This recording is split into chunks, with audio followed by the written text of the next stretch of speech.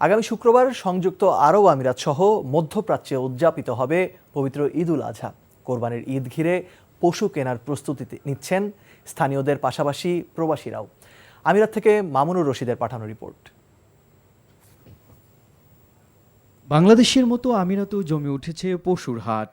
Dubai, Abu Dhabi, Sharjah, Ajman সহ বিভিন্ন অঞ্চলের হাটে গরু, ছাগল, উট নিয়ে হাজির খামার ও স্থানীয় বিক্রেতারা।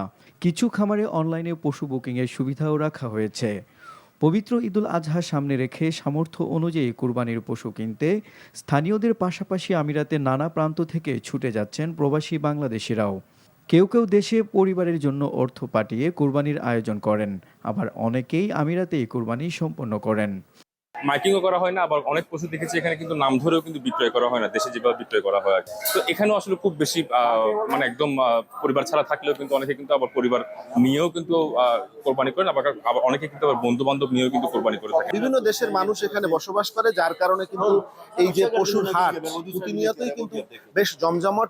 একসঙ্গে গরু ও ছাগল কিনে মিলেমিশে কুরবানির আনন্দ উপভোগ করেন প্রবাসীরা। গরু দেখছি, আমরা একটা গরু কিনছি। বাংলাদেশে যদি করতে পারতেন তাহলে তো বাংলাদেশের মজা আর এখানের মজা রাত দিনে ডিফারেন্স।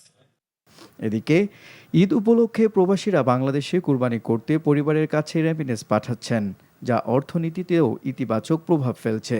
আমরা প্রবাসে বহুত কষ্ট করে রৌদ্রে পুরা অনেক পরিশ্রমের মাধ্যমে বাংলাদেশে ঈদের 10 দিন আগেও কোরবানির টাকা পাঠাই। NTV international desk.